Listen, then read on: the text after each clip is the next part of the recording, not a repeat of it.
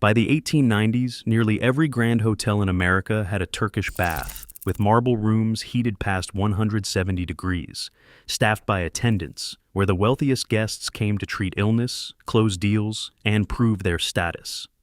The Waldorf Astoria marketed theirs alongside its ballroom. Hotels without one couldn't compete. And then, within a single generation, every one of them vanished. Not renovated, not rebranded, ripped out entirely. What built them and what killed them traces back to an 1856 clinic on the coast of Ireland. David Urquhart, a British diplomat and restless traveler, first encountered the Ottoman hammam in the 1840s, not as a tourist, but as a keen observer searching for practical remedies to the ailments of Victorian life. His writings, especially the 1854 travelogue, The Pillars of Hercules, describe the Turkish bath as a place where heat, ritual, and architecture combine to purify the body and restore the spirit. Urquhart's fascination was not simply with the steam or the marble. He saw in the hammam a system, a sequence of rooms, a choreography of temperature and rest that could be transplanted from Constantinople to London and perhaps beyond. Urquhart's advocacy took concrete form in pamphlets and public lectures. In 1856, he published The Turkish Bath, with a view to its introduction into the British dominions, framing the bath as a rational, even scientific institution. He sketched out floor plans, including the now iconic star-shaped window, and argued that the bath's benefits had nothing to do with exoticism and everything to do with health. The star window motif, borrowed directly from Ottoman design, began to appear in British press illustrations and advertisements, serving as a visual shorthand for this new, imported ritual. British newspapers picked up the story. The Sheffield Free Press and the Manchester Guardian ran articles on the first public Turkish bath in Manchester in 1857, describing a sequence of heated rooms, cold plunges, and vigorous massage as a cure for rheumatism and nervous exhaustion. These accounts, often accompanied by Urquhart's own architectural sketches, gave the bath a sense of legitimacy and modernity. Health reformers and curious elites alike were drawn in by the promise of a system that was both ancient and, in Urquhart's framing, utterly contemporary. By the early 1860s, Urquhart's manuals, complete with their distinctive illustrations, had become reference points for architects and physicians. The idea of the Turkish bath was no longer just a curiosity from the East. It had been rebranded as a Victorian solution to industrial malaise. This intellectual groundwork, laid through pamphlet, press, and image, set the stage for the next step, the transformation of the bath from cultural import to clinical tool, as seen in the Irish experiments that would soon follow. Dr. Richard Barter, a London-trained physician working in rural Ireland, set out to test whether the Turkish bath could be more than just an exotic curiosity. In 1856, at St. Anne's Hydropathic Establishment near Blarney, Barter built what he described as a dry air bath, a deliberate departure from the steamy, humid rooms of the Ottoman hammam. He believed that dry heat, rather than vapor, would intensify the therapeutic effect, especially for patients suffering from rheumatism, gout, and neuralgia. The first bath at St. Anne's was more than a copy. It was an experiment. Barter recorded patient outcomes in clinical notes, documenting cases of chronic joint pain eased by cycles of heat, massage, and cold plunges. Newspaper reports from the time described patients emerging from the suite with renewed mobility and improved spirits.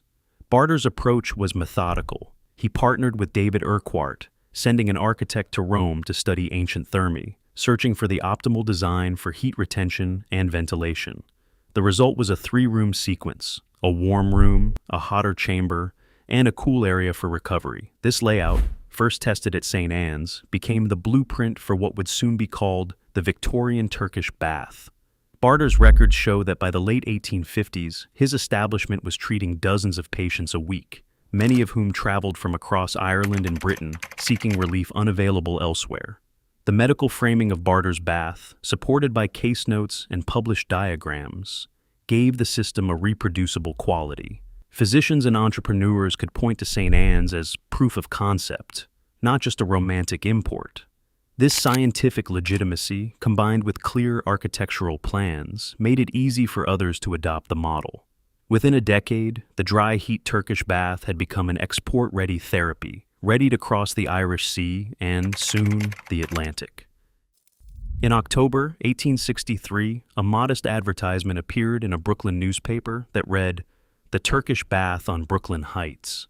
Behind the notice stood Dr. Charles H. Shepard, a physician steeped in the water cure movement, and convinced that Barter's dry heat model could be transplanted to American soil. Shepard's first bathhouse, perched above the East River, opened its doors to a single curious visitor. Within a decade, word of mouth transformed that quiet debut into a bustling operation, with an estimated 15,000 annual patrons by the turn of the century. Shepard's Brooklyn bath closely followed the Irish model, offering a sequence of hot, warm, and cool rooms, and he made no secret of his sources. In his 1888 pamphlet, Shepard credited both Barter and Urquhart for the technical blueprints and the therapeutic logic behind the system. The bath was marketed as a remedy for rheumatism, nervous exhaustion, and respiratory ailments, conditions that plagued the post-war American city. Newspaper ads and pamphlets promised relief for aching joints and overtaxed nerves, echoing the language of their British and Irish predecessors. American medical journals responded with a mix of enthusiasm and caution. The Medical and Surgical Reporter praised the Brooklyn bath's restorative effect on chronic rheumatism, while a letter in the American Journal of Homeopathy warned against excessive use, especially for the elderly or those with heart conditions.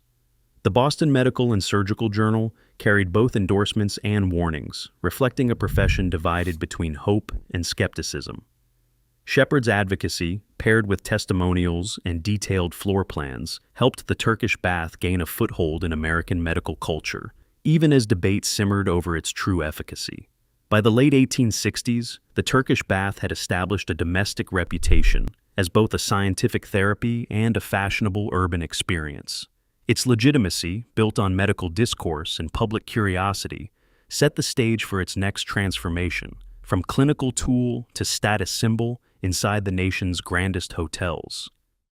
By the 1870s, the Turkish bath had become a fixture in the playbook of American hotel rivalry. In the pages of trade journals and society columns, the presence or absence of a marble-clad bath suite quickly separated the truly modern establishment from the merely adequate. Guidebooks like Baedeker's began to list the Turkish bath alongside elevators and electric bells as proof of first-class standing. Hotel managers, reading these rankings, saw an arms race unfolding. The Fifth Avenue Hotel in New York and Chicago's Palmer House both installed elaborate bath complexes, each vying to outdo the other in size, luxury, and innovation. Advertisements boasted of the largest marble plunge in the city or the only private ladies' suite, with attendant staff and imported fragrances as selling points. For the Waldorf Astoria, opening in 1893, the Turkish bath was woven directly into the hotel's identity. Its promotional brochure described the bath as the social rite of the elite, promising guests an experience that blended health, relaxation, and exclusivity. Newspaper society columns described dignitaries slipping away after dinner for a steam, while the hotel's own guide invited travelers to experience the oriental cure of the age. The suite itself became a stage for ritual, marble columns, scented steam, and even live harp music on special evenings. Competition was relentless. The American architect published side-by-side comparisons of bath suites, detailing the number of rooms, the quality of marble, and the reputation of the attending staff. In this environment, the Turkish bath was no longer just a health amenity. It was a badge of status, a guarantee that a hotel belonged to the upper echelon. For guests, the bath's presence promised not only comfort, but entry into an exclusive world, where the rituals of heat and rest were as much about social standing as about physical well-being. A Turkish bath inside a grand hotel was never just a room. It was a carefully engineered sequence, a system with its own logic and labor. The journey began in the Sogukluk, or cool room, where guests left behind the city's noise and changed into linen wraps. This marble-tiled vestibule, often around 20 feet long, stayed cool even in summer, offering a gentle transition from the outside world. Next came the iliklik, the warm room. Here the air felt soft and heavy, the heat rising from beneath thick marble slabs. The warmth encouraged slow movement and conversation, a space for the body to adjust before the final stage. Beyond a heavy door waited the harem, the heart of the bath.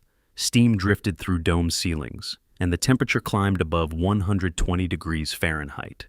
Attendants, often called telaks, guided guests through cycles of sweating, massage, and rinsing, using coarse kise mitts to scrub away layers of city grit. Maintaining this environment required constant attention.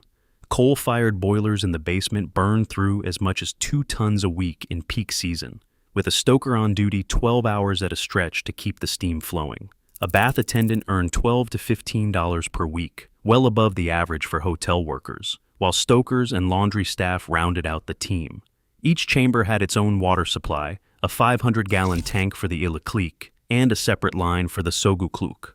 Marble slabs needed regular polishing, and the entire suite demanded daily cleaning to meet the standards expected by elite guests.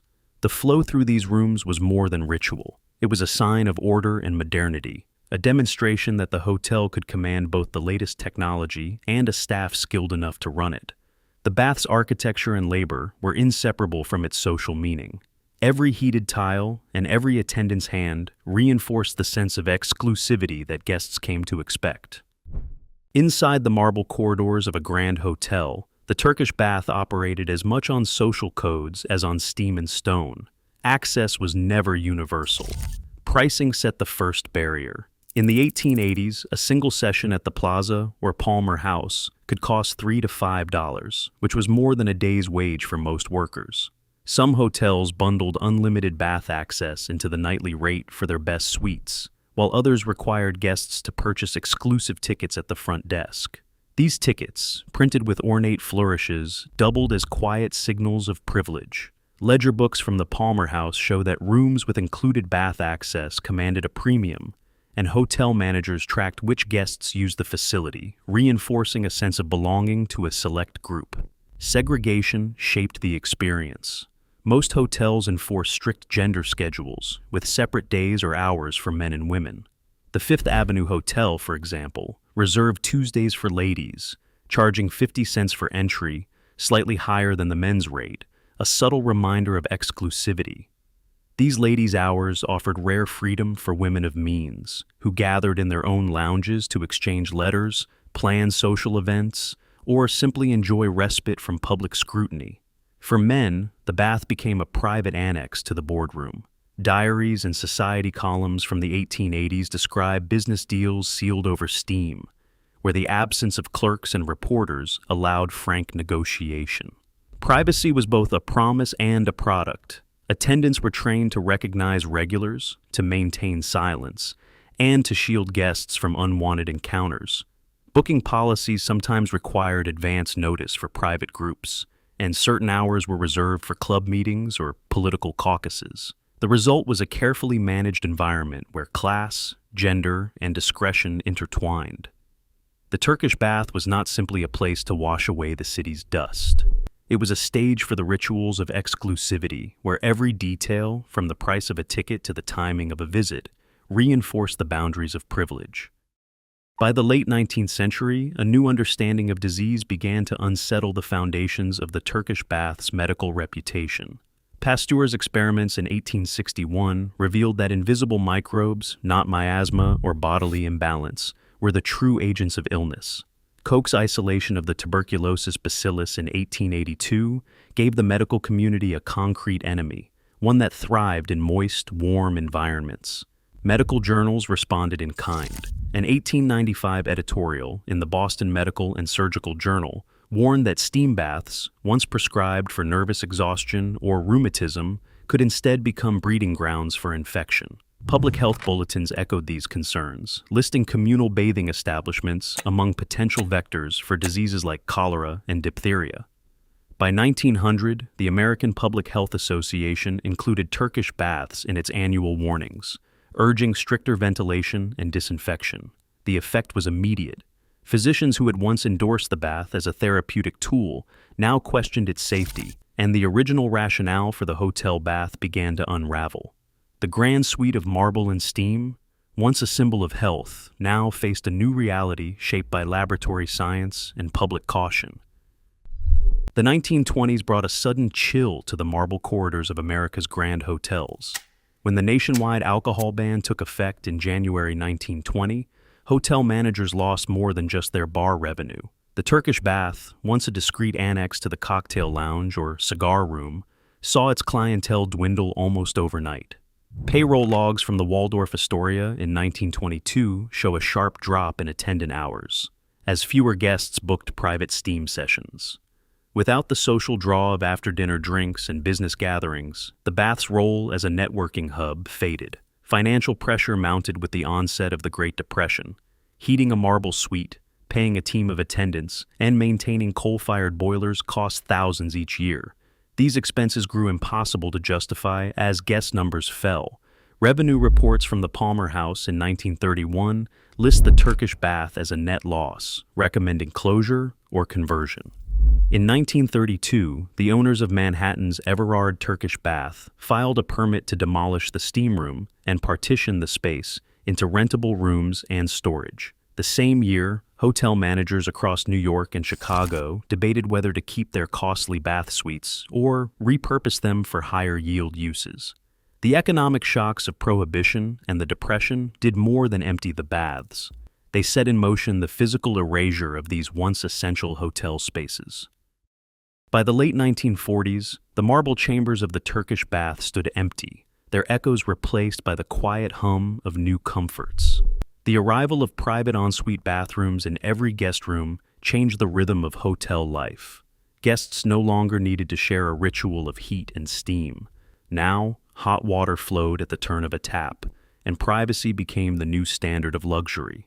Central air conditioning followed, offering a level of climate control the old coal-fired boilers could never match. These upgrades swept through grand hotels in the post-war years, documented in renovation records that list the removal of steam chambers and the installation of tiled showers and porcelain bathtubs.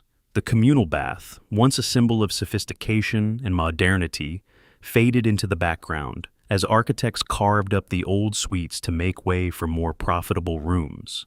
Here and there, a star-shaped window or a marble arch survived, a silent trace of a vanished social world. By the 1950s, the Turkish bath had become a relic, its purpose overtaken by a new definition of comfort, solitude, convenience, and the promise of a private retreat behind a locked door. Today, luxury hotels compete on privacy and innovation, but few offer anything as immersive as the Turkish bath once was. A complete architectural and social world built on ritual, status, and shared belief in healing. As science and society shift, our definitions of wellness and sophistication shift too. The vanished baths remind us every comfort we take for granted is a product of its moment. Thanks for watching. Share your thoughts below.